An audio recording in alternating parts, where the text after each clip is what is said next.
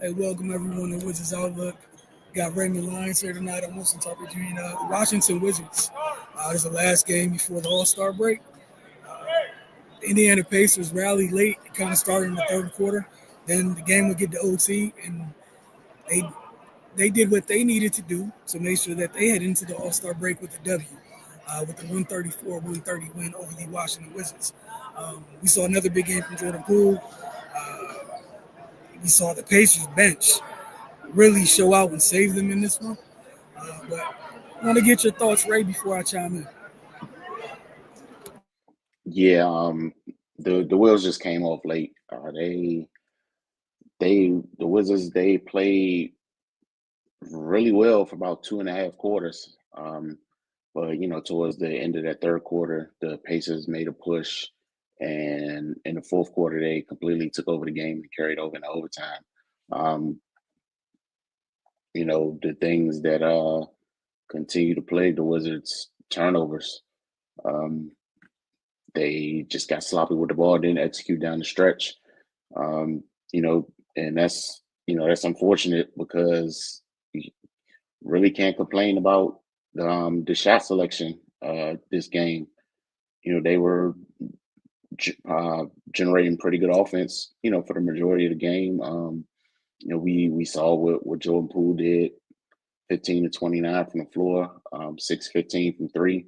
I'll take that from him, but he had four turnovers, and a lot of them came during that late push by Indiana. So I mean, yeah, we we stressed the small margin of error. You play that well for most of the game, and then just a quarter's worth of of bad play kind of negates all that. So yeah, man, you just got to take care of business. What we've been seeing, they've been in tight games at the end of the first half, and then the third quarter comes, and that's when the opposing team makes a push. This time they gave themselves a little breathing room, um, but that third quarter push still came from the Pacers. But the Wizards got rocked, and they weren't able to get their feet back up under them.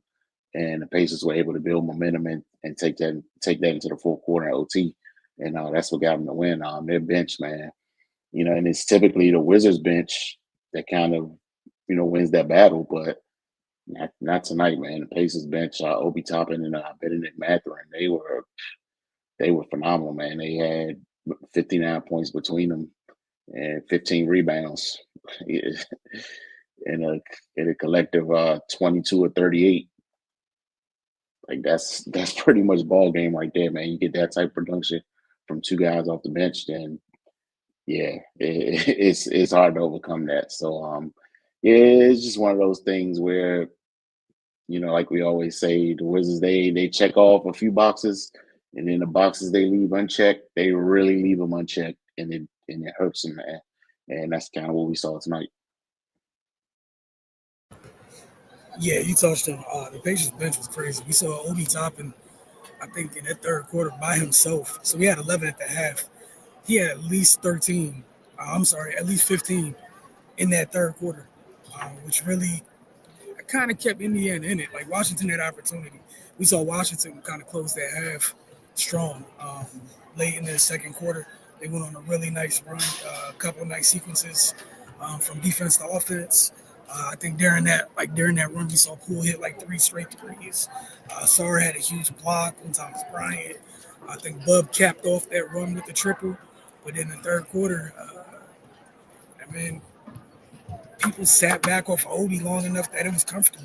Once you let somebody, even somebody, yeah, he's not a knockdown shooter, but we saw tonight he got into a little rhythm, and that's all he needed. He didn't see anybody after that.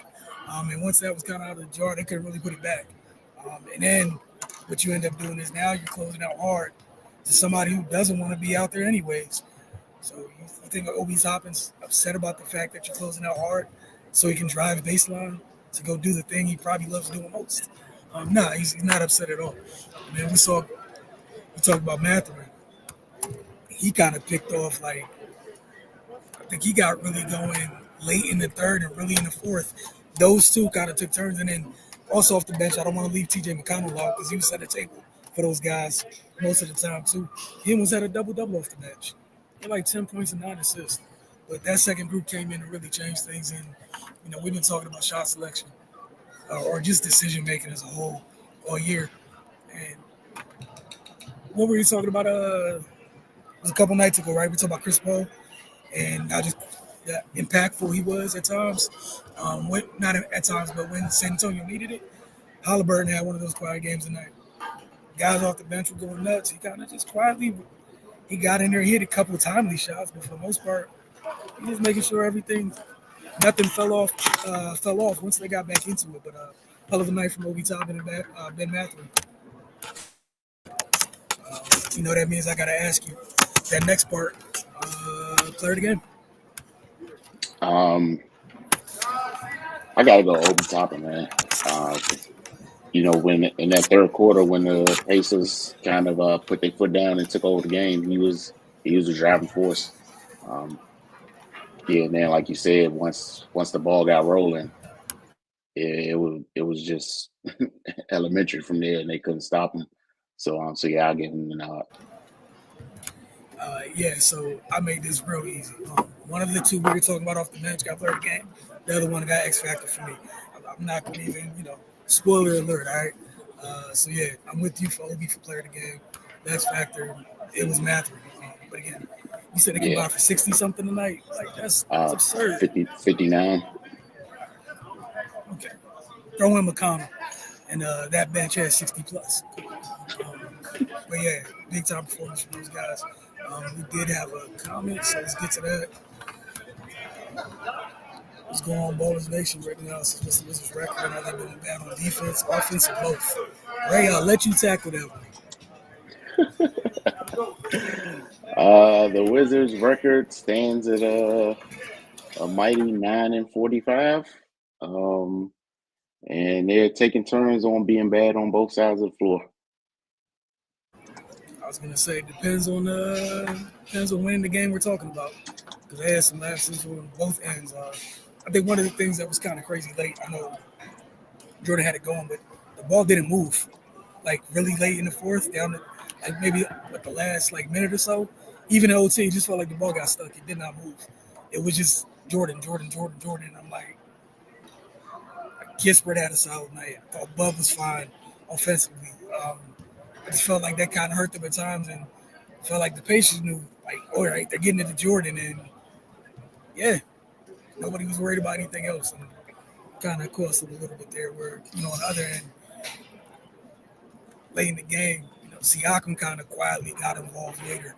Uh, Halliburton inserted himself, but those other two, there's a lot of people involved, man. But again, we're gonna get with you guys. Get with you guys after the All-Star break. Y'all have a good one.